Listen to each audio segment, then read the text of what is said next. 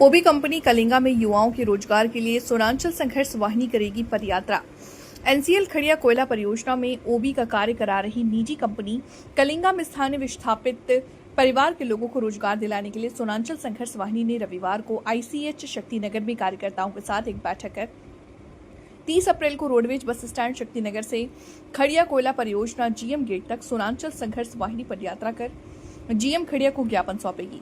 सोनांचल संघर्ष वाहिनी के राष्ट्रीय महासचिव पुष्पेंद्र चौधरी की अध्यक्षता में आयोजित बैठक को राष्ट्रीय अध्यक्ष एडवोकेट रोशनलाल यादव ने संबोधित करते हुए कहा कि 1000 के ऊपर संविदा हेल्पर ड्राइवरों की भर्ती में संगठित संरक्षण प्राप्त तथा कथित गिरोह के द्वारा यहां के विस्थापित प्रभावित और लोकल बेरोजगारों की भर्ती के नाम पर धड़ल्ले से युवाओं का दोहन किया जा रहा है।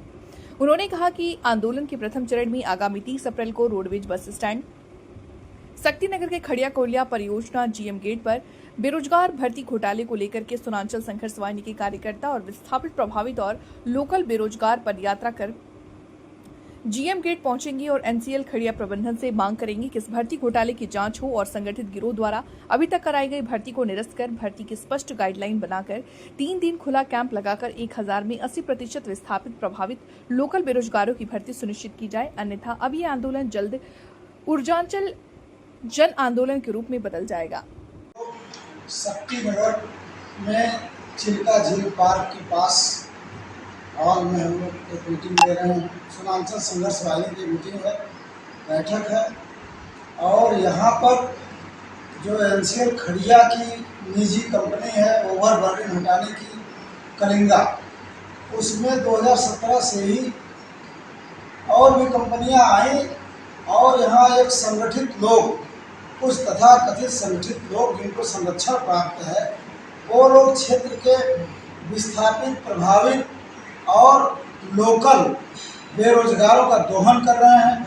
संगठित एक गिरोह बना करके उसमें 1000 भर्तियाँ हेल्पर और ड्राइवरों की आई हुई है।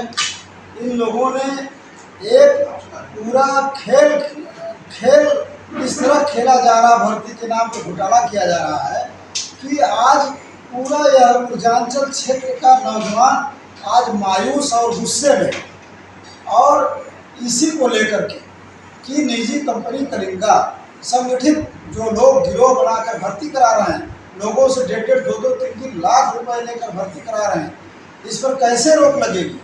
मैंने उत्तर प्रदेश के माननीय राज्य मंत्री माननीय संजीव सिंह गौड़ जी को इस मामले में ज्ञापन 13 अप्रैल को मैंने दिया था और मैंने अवगत कराया था कि जिलाधिकारी महोदय से बात करिए और कहिए कि भर्ती नियमावली जो है उस पर गाइडलाइन बनाई जाए, 3 दिन का कैंप लगाया जाए, ओपन कैंप लगा के यहाँ के विस्थापितों, प्रभावितों और लोकल नौजवानों को जितनी 80% पहले यहाँ के लोगों को लेना है, तो ये नियमावली की धज्जियाँ उड़ाई जा रही है।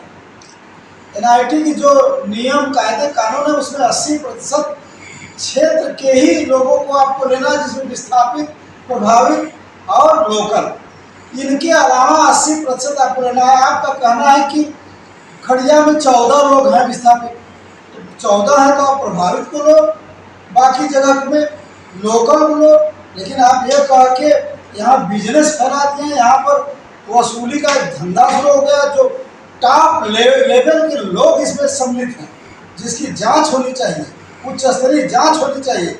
मैं माननीय योगी आदित्यनाथ हमारे मुख्यमंत्री जी, मैं उनसे मांग करना चाहता हूं कि एनसीएल में निजी कंपनियों में जिस तरह से सोनांचल के नौजवानों का दोहन हो रहा है, संगठित गिरोह बना करके उस पर रोक लगाई जाए, भर्ती की प्रक्रिया में खुला ओपन भर्ती कराई जाए और एक गाइडलाइन बनाई जाए जिससे यहाँ के नौजवानों को खुशहाली मिल सके, यहाँ के नौजवान रोजगार पा सके। लेकिन आज की स्थिति काफ़ी भयावह है। इसी के खिलाफ सोनांचल संघर्ष वाहिनी ने ये आज ऐलान करती है कि 30 अप्रैल को रोडवेज बस स्टैंड शक्तिनगर से सोनांचल संघर्ष वाहिनी के कार्यकर्ता पैदल चलकर खड़िया जीएम गेट पर जाकर जीएम को ये ज्ञापन सौंपेंगे कि आप अपनी निजी कंपनी को गाइडलाइन बनवाइए और ओपन भर्ती का ऑप्शन दीजिए, जिसमें कैंप लगा करके आप भर्ती करेंगे। किसी गिरोह के इशारे पर जो भर्ती कर रहे हैं आप, जो जितनी भर्तियां हुई हैं आप उसे निरस्त करवाइए और उस भर्तियों की जांच की जाए। यही हमारा आज का कहना है। 30 अप्रैल को हमारा आंदोलन बहुत जोरदार होगा। एक बात पूछना चाह रहे थे आपको कि जो ट्रांसपोर्ट हो रहा है कोयले का, आए दिन दुर्घटनाएं हो रही है, इसको क्या कहें? जो ट्रांसपोर्ट में जो नियम नियमावली है परियोजनाओं की, उसके लिए सुरक्षित स्पेस इनको देना चाहिए, सुरक्षित रास्ता देना चाहिए ट्रांसपोर्टिंग के लिए, पहली बात। दूसरी बात, ट्रांसपोर्ट के समय पूरा उस पर पानी का छिड़काव होना चाहिए। जो कोयले से तमाम एक्सीडेंट हो जा रहे हैं, तमाम जो गाड़ियां आ रही हैं, एक ही जो रूट बनी हुई है गवर्नमेंट की, उसी रूट से ये कोयला ले जाते हैं। इनको तो बिल्कुल अलग से अपना स्पेस देकर के रोड बनानी चाहिए, जाके दूर जाके हाईवे पर जाए। ये बिल्कुल गैर कानूनी काम है। ये एनसीएल की नाकामी है। ये एनसीएल इसमें कोल लोडिंग के लिए अपना अलग स्पेस बनाए, अपनी अलग सड़क बनाए और पानी का छिड़काव करे। प्रदूषण भारत में सिंगरौली यह क्षेत्र, शक्तिनगर क्षेत्र सबसे प्रदूषित एरिया है। इस पर कोई नहीं ध्यान दे रहा है और यह भी एक बहुत बड़ा सवाल है कि यहाँ का प्रदूषण मुक्त एरिया कैसे बनेगा। इस पर जिला